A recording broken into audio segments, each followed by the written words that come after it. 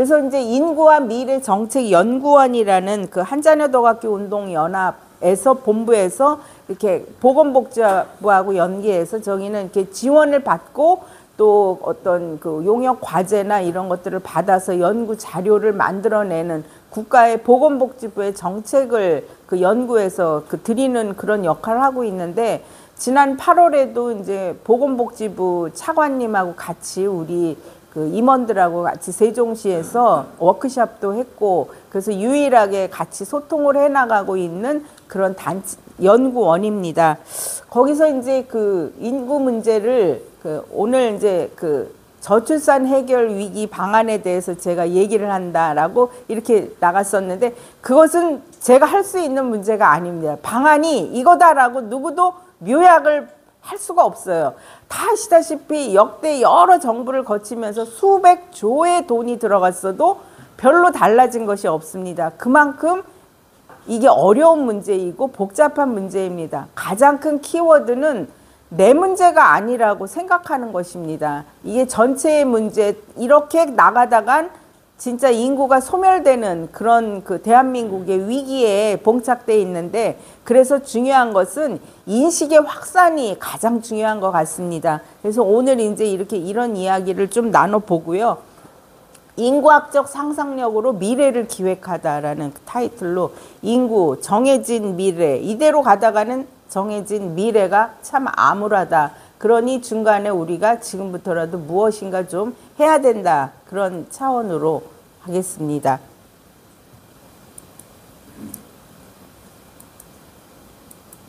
큰일 났네 이거. 잘 안 먹는데요? 응? 저쪽에 저 키보드로 엔터를 누르면 키보드 엔터? 네. 요걸 누르면 되죠. 이쪽으로. 자, 인구 구조 변화의 파급 효과가, 인구가 달라지면 사회도 달라진다. 베트남이 급부상하고 있습니다. 베트남이 보면 청년층이 많죠. 인구 구성비가, 우리는 노령화가 돼서 역삼각형의 이런 구조를 갖고 있는데 거기는 중간이 빵빵한 그런 튼튼한 구조를 갖고 있기 때문에 아마도 미래가 정말 더 밝을 것이라고 확신을 합니다. 경제적인 파급 효과, 또 생산성, 모든 것들에 있어서 굉장히 급부상하고 있습니다. 인구하면 떠오르는 것들을 한번 보시면 출생아 사망자 수 추이, 출생아보다도 이제 사망자들이 거의 더 많아지고 있는, 그 금년도 말에 지금 출생한 인구수보다 돌아가신 분들이 더 많아지는 그런, 또 고령화 그런 사회죠. 국민 절반이 결혼을 안 해도 된다고 생각을 하고 있습니다. 결혼에 대해서도 인식이 너무 많이 달라. 해도, 그러니까 필수가 아닌 선택, 예? 그것이 돼버린 그 젊은 층들의 그 생각의 인식이, 그러니 결혼조차 안 하는데 어떻게 아이가 탄생할 수 있겠습니까? 무엇을 연구하나? 자, 인구 안에 우선 출생, 저출산의 극복을 하기 위한 출생과 그 다음에 결혼, 혼인, 사회 경제 수준, 가구. 이제는 그 가구의 형태를 꼭 부모, 자식 이렇게 나누지 않고, 또한 그 1인 가구, 그 편부, 뭐 이혼도 급증하고 있고, 그러다 보니까 가족의 형태가 또한 달라져 있습니다. 사회가. 또 결혼을 안 하니 1인 가구도 급증하고 있고요. 사망, 이동, 이런 그 모든 것들을 토탈해서 인구의 문제로 삼아 연구를 해야만 하는 그런 점입니다.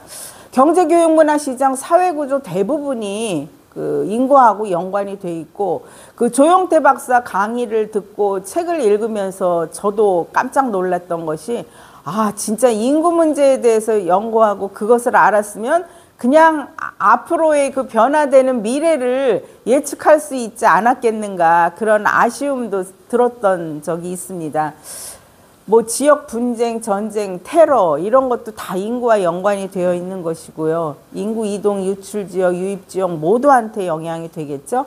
환경 문제, 기후 변화로 인해서 자연 재해도 인구하고 연관이 돼 있다고 봅니다.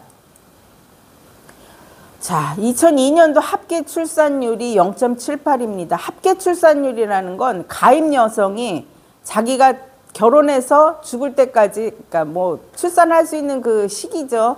그때 최대한 낳은 그것이 한 명이 안 됩니다. 저게 2022년도 합계 출산율이 0.78인데 1이 안 되는데 지금은 그보다 더 인천시 같은 거 0.7. 근데 그 전 세계에서 우리가 제일입니다. 제일 1등으로 이 출산율이 낮은데 2위하고의 차이가 큽니다. 1.2입니다. 프랑스의 예를 들어서 사실상 우리가 이것을 극복해 나가야 된다고 그 인구학자들 대부분이 생각을 하는데 몇십 년까지도 안 되더라도 한 20년 전쯤만 해도 프랑스가 세계 그 저출산 국가였습니다. 그런데 이제는 프랑스는 변화됐습니다. 아이를 많이 낳으면 낳을수록 오히려 부모가 더 경제적으로 부유하게 살 수 있는 그런 사회의 형태를 정부가 변화된 정책을 세웠기 때문에 프랑스에서는 지금 굉장히 그 출산율이 높습니다. 인구가 달라지면 사회도 달라진다. 당연히 저기죠. 1991년도에 평균 연령이 29.8세, 중위 연령이 28세였습니다. 그런데 지금 2021년에는 평균 연령이 43.2세, 중위 연령이 44세. 앞으로 2050년에 한번 분포를 보십시오. 평균 연령이 66.6세입니다. 중위 연령이 59세. 이렇게 2050년 얼마 안 남았습니다. 아마 어쩌면 지금 우리가 이 시기에 이렇게 위기의식을 가지고 뭔가 변화된 그런 정책이나 이런 것들을 사회적 그 인식이 바뀌지 않으면 2050년보다도 더 앞당겨질 수 있다라는 게 인구학자들의 대부분의 의견입니다. 인구가 근데 줄어드는 것이 뭐 나쁜 걸까? 이렇게 한번 생각해 볼 때 인구가 줄어드는 건 좋은 일이지. 환경 오염도 덜해지고 경쟁도 줄어들고 삶의 질이 좋아질 거야. 이렇게 생각할 수도 있습니다. 그런 층도 있겠죠. 생산과 소비가 줄어드는데 어떻게 좋아져? 당장 큰일 날걸? 사실은 밑에 그것이 더 많은 그 앞으로의 예측입니다. 인구절벽 어떻게 대응할 것인가? 인구절벽의 고통은 평등하지가 않다. 평등하지는 않습니다. 지금 한번 사회의 그 주변에 살아가는 분들의 그 모습을 살펴보면 부유층의 자녀가 많습니다. 다자녀 가구들이 보면 예전에는 근데 또 우리가 얼핏 생각할 때 그 좀 경제 수준이 낮은 데서 더 많은 그 자녀들이 많았고 부유한 층은 자녀를 낳지 않고 1명, 2명 이랬습니다. 그런데 지금의 사회 형태는 부모가 좀 경제적으로 능력이 있는 곳은 아이들을 일찍 결혼시키고 또한 자녀를 많이 낳은 그런 그 추세를 볼 수 있습니다. 그래서 한동안은 다자녀가 부의 상징이라고 우스갯소리를 하고 있는 그런 사회적인 그 풍조도 있었습니다. 자, 인구 문제로 인한 파급 효과를 한번 살펴보면 내수 시장에서 소비자가 줄어들면 해외 시장 노리면 되잖아 이렇게 생각할 수 있는데 수출, 우리 처음에 중국으로 진출했을 때 처음 들어간 분들 거의 다 망했습니다. 대한민국 내에서 우리 이 대한민국 얼마나 살기 좋은 대한민국입니까? 치안 문제, 여러 가지 문제, 고객을 다 주변에서 할 수 있도록 그렇게 하는 것이 좋을 거라고 생각이 듭니다. 인구로 기획하는 청년의 미래. 자, 청년들의 미래가 암울해서 결혼을 포기하고 또 그런 부분에 대해서 그런 풍조가 있다 보니 저출산은 계속 악순환으로 되는 것 같습니다. 인구 변화로 예측해서 그 향후 20년의 변화를 한번 살펴보면 2020년도에 예상 출생아 수가 29만 명이고 2021년 61년생 은퇴자 수, 베이비부머 세대의 그 은퇴자 수가 89만 명. 그 다음에 80세 인구가 약 200만 명이 돌파가 됐고요. 2023년에 18세 인구 고작 42만 명. 앞으로 대학이 이제 수능 오늘 발표를 한다고 그러는데 아마 대학들이 입학 정원을 절대 채울 수가 없을 겁니다. 대학 자체가 소멸이 돼가는 그런 현상도 우리가 겪을 것 같습니다. 예전에는 그래도 대학을 나오면 일자리를 찾을 수 있는 그런 시대였으나 지금은 그것이 정말로 힘듭니다. 그래서 우리 청년 세대를 보면 참 안쓰럽기도 하고, 뭐 정년이 보장돼 있고 우리 때는 그랬으나 지금은 그 정년이라는 게 뭐 지금 40세, 그것이 아마 대기업에서 더 현상이 많은 것 같아요. 일찍 퇴사를 하더라고요. 그래서 뭐 새로운 것을 찾아보려고 하고 있고 그런 것들이 있기는 하나 그것에 대한 폐해는 너무 많은 것 같습니다. 2025년도에 전체 인구 20% 이상이 고령자, 초고령 사회로 대한민국이 진입이 될 텐데 사회보장 부담이 가중이 되겠죠. 지금 이제 국민연금에 대해서도 얘기가 있고 각종 연금들, 과연 그 연금을 내서 자기들이 나중에 보장을 받을 수 있을까? 그것에 대해서 불안해하고 있습니다. 경제활동 인구가 대폭 감소됐죠. 2040년 보시면 대한민국 인구가 4,770만, 뭐 너무 많이 인구가 늘기는커녕 줄어드는 추세이다 보니 그렇습니다. 2038년도에 인구 4명 중 1명이 70세가 넘는 걸로 예상되는 통계치인데 사회보장 비용이 너무나 가중이 되겠죠. 지금 이제 요번에 인천시 세수도 긴축을 하게 됐는데 사회복지 부분만큼은 줄일 수가 없습니다. 그런데 우리가 역대 정부들을 넘어서면서 너무나 이 사회보장에 대해서, 사회복지에 대해서만 관심을 주고 그냥 무상으로 나눠주는 그런 풍조가 되다 보니 지금 사회가 너무 지금 심각한 것 같습니다. 자, 인구학적 상상력으로 오늘의 인구를 바탕으로 미래를 예측하고 미래 사회 밑그림을 그려봐야지 될 겁니다. 미래 사회에서 산업경제교육 생활은 어떻게 달라질 것인가를 예측해보고 예측되는 사회 변화에 대응하여 나의 미래를 기획해보고 이런 부분들이 인구학적 상상력으로서 인구 문제에 대해서 좀 다가가는 그런 생각이라고 볼 수 있겠습니다.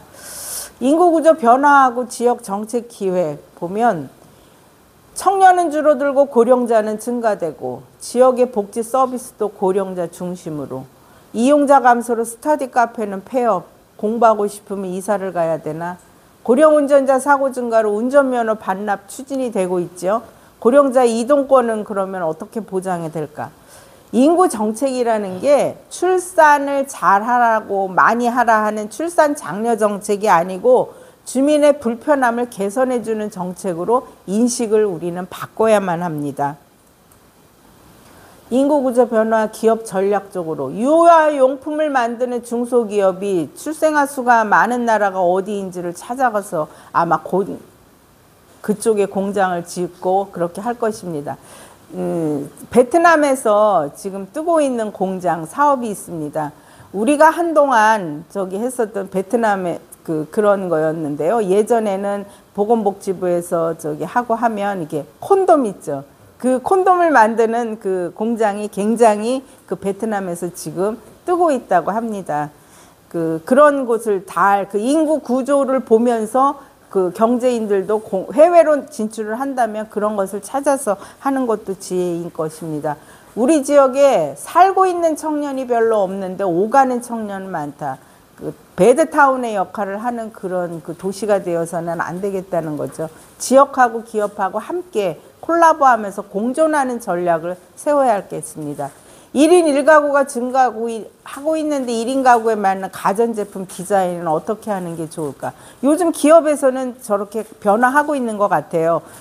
각종 매체 광고를 통해서 보면 그렇게 되고 있습니다. 음식점의 구조의 인테리어를 바꾸는 것도 혼자 앉아서 이렇게 먹을 수 있는 그런 테이블 좌석들을 많이 만들고 있는 것 같아요. 배달 음식이 우리 진짜 많이 활용하고 있는데 전에는 꼭 하나를 주문할 수 없었는데 그것을 1인에 맞추어서 맞춤 전략으로서의 상품들도 많이 기획하는 것 같습니다. 초고령 사회에 진입한다는 데가 아니고 이미 되어 있죠. 어떤 실버 산업이 뜰까요? 진짜 그 실버 산업에 대해서 대비책을 갖고 하면 이거는 진짜 돈을 많이 벌 수 있을 것 같습니다. 과거의 인기 직업이 미래에도 인기 있을까? 그거는 절대 그렇지 않을 거라고 생각합니다. 그 부분에 대해서 많은 그 관심과 연구를 해야 되겠고요. 인구 절벽이 문제라면 유학을 가야 하나? 우리가 이민을 가야 하나? 아니죠. 저희도 지금 이제 해외 동포청이 생겼고 그 이민청을 반드시 해서 지금 그 산단이나 이런 데서 그 외국인 근로자들을 고용하고 하는데 거기서 지금의 제도와는 조금 더 자유롭게 할 수 있고 또 우리도 오히려 이민을 받아들여서 우리가 경제 활동을 할 수 있는 그런 인구의 숫자를 늘려나가는 것이 답이라고 생각을 합니다. 모두가 수도권으로 몰려드는데 나도 서울로? 저것은 절대 아니죠. 도시는 싫은데 지방에서 나는 무엇을 할 수 있을까?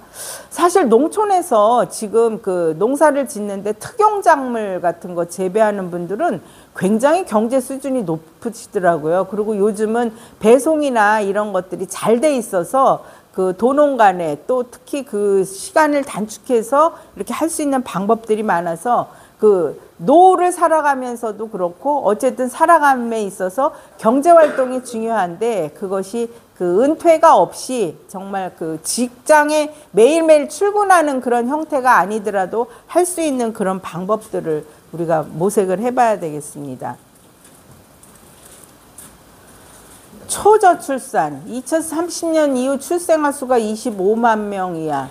적게 낳는 것이 문제가 아니라 또 늦게 낳다 보니 여성의 그 신체 구조가 정말 활력 있는 그런 때가 아니다 보니까 오히려 또 기형아도 많이 그 출산이 되고 여러 가지 그 문제들이 같이 파급 효과로 도미노 현상처럼 그렇게 일어나고 있는 것 같습니다.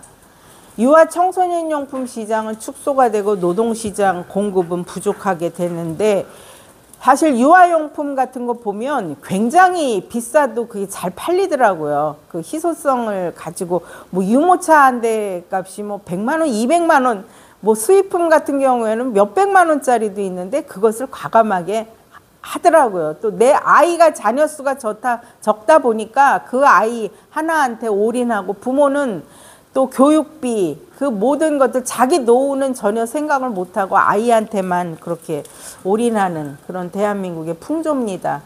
도시로 집중을 해서 전체 인구 50.5%가 수도권에 살고 있는데 이러다가 그 폭발할 가능성도 있을 정도로 그 여러 가지 폐해들이 있는 것 같습니다.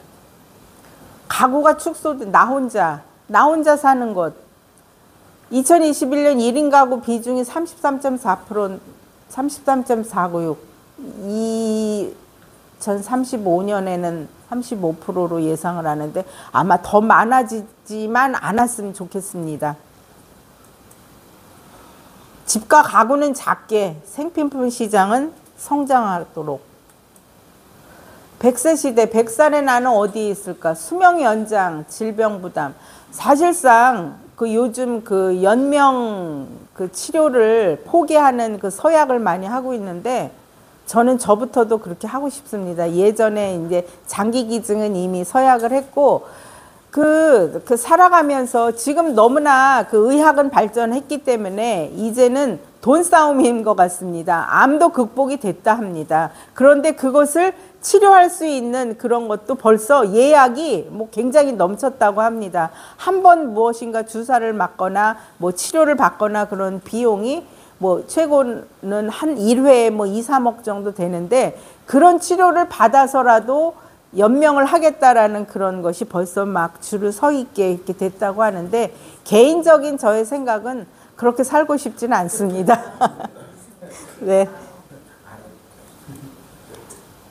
고령자들의 은퇴 시기를 늦추고 노동 참여를 지속할 수 있게 해줬으면 좋겠는데 이미 사회에 그런 변화가 됐는데 이것을 어떻게 풀어야 될 것인가는 국가가 좀 그 해결을 해줘야 될 것 같습니다. 기대 수명이 2020년도에 83.5세고 건강 수명이 73.1세. 오래 사는 게 문제가 아니라 아프지 않고 살아야 되겠죠. 그래서 건강 수명은 한 10년은 그냥 아프다. 이렇게 아픈 몸을 뭐 기계를 그만큼 썼으니 그렇게 되는 것은 당연한 일인 것 같습니다.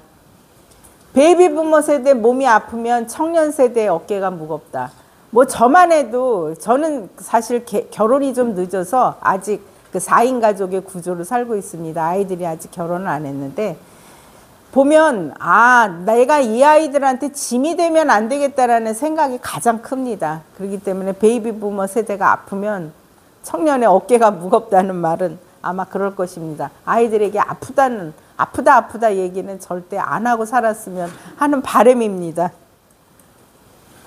중앙정부의 인구정책 기조가 국민 삶의 질 향상을 위한 사회 시스템 점검 및 미래를 기획하는 쪽으로 포인트를 맞춰서 정책이 입안이 되고 그것이 실행이 되는 것이 우리가 살아갈 수 있는 자기의 나머지의 생애를 살아갈 수 있게 행복하게 살아갈 수 있는 그런 정답이라고 생각을 합니다. 인구 구조 변화에 대응하기엔 정책 방향을 한번 연구를 우리 연구원에서 해봤습니다. 격차 해소, 수도권 집중하는 곳, 어느 한쪽은 지역은 소멸이 되고 있는데 수도권으로 이동만 하고 땅이 그나마 좁은 땅이지만 그래도 이미 생활 기반이 갖춰져 있는데 그쪽은 비워놓고 수도권으로만 몰린다면 이거는 정말 에너지가 낭비겠죠. 의료 서비스라 복지, 돌봄 서비스 이런 부분도 세대 공존, 지속되는 성장, 안전한 정주 여건, 인구 감소 충격 완화를 한다면 최근에 가구 변동에 적합한 가족 정책을 발굴을 해야 될 것 같습니다. 사실 편부모 아래서 자라고 있는 아이들이 또 문제아가 되는 그래서 사회가 요즘은 정말 청소년이라고 했을 때 아이들이라고 우리가 생각했던 그런 아이들의 생각이 다르기 때문에 너무 사회가 위험해지는 한 요소에 그들이 차지하고 있는 것도 사실입니다.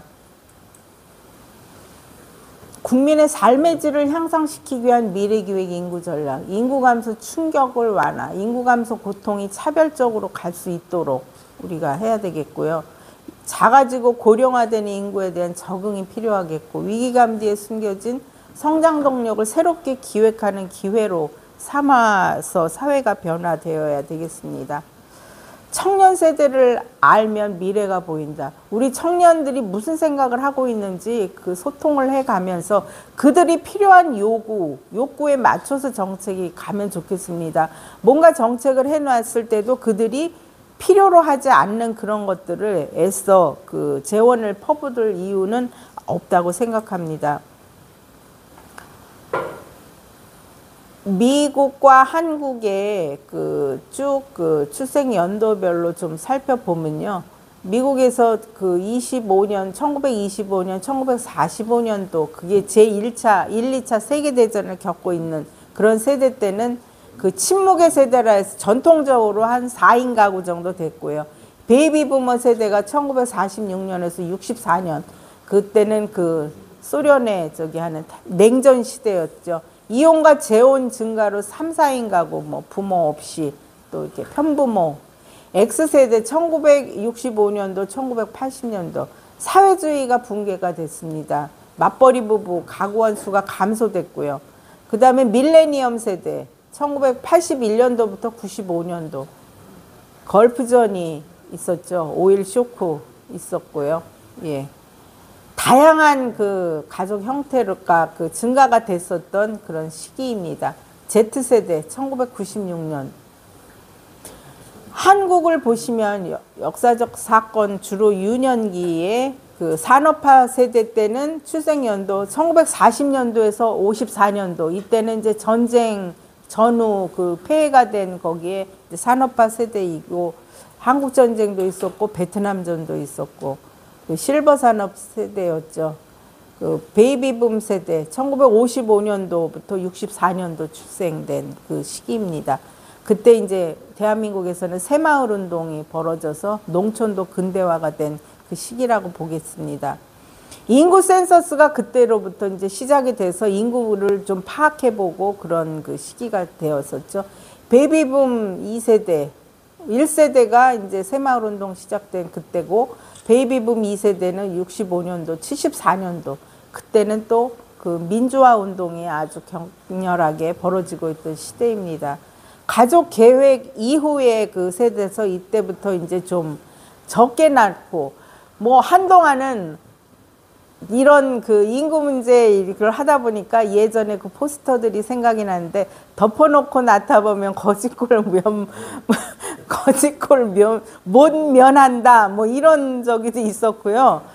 또 한동안은 또 너무 제한을 하면서 둘도 많다 이런 적이 있었습니다. 굉장히 그 가족 계획 산하 제한 정책을 너무나 강하게 했었던 그런 세대가 있었습니다. 자, 밀레니엄 세대가 86년도, 96년도 Z세대, 뭐 월드컵 또 그 IMF 이기 이후에 그런 저건데요. 사회가 이렇게 그 세대로 구분을 해줘 봤지만 그 청소년기에 누렸던 대중문화 활동 이런 부분들이 이제 그 월드컵 그 열렸었던 그때 이후로 굉장히 많이 그 됐다고 합니다. M과 Z는 왜 우리가 보통 요즘 MZ세대 하잖아요. 그런데 그들은 굉장히 저걸 싫어한다고 그럽니다. M과 Z를 서로 묶지 말라고 그렇게 한다네요. 2030년 이후에 전 세계 노동시장에서 가장 큰 인구 집단이 Z세대라고 합니다. 표가 나와 있고요. 세계 주요 나라 Z세대 분포를 한번 보시면 미국은 8,400만, 멕시코 4,400만, 사우디 1,000만, 유럽이 5천, 1억 5천, 사우스 아프리카 2,100만, 대만인, 중국이 3억 4천,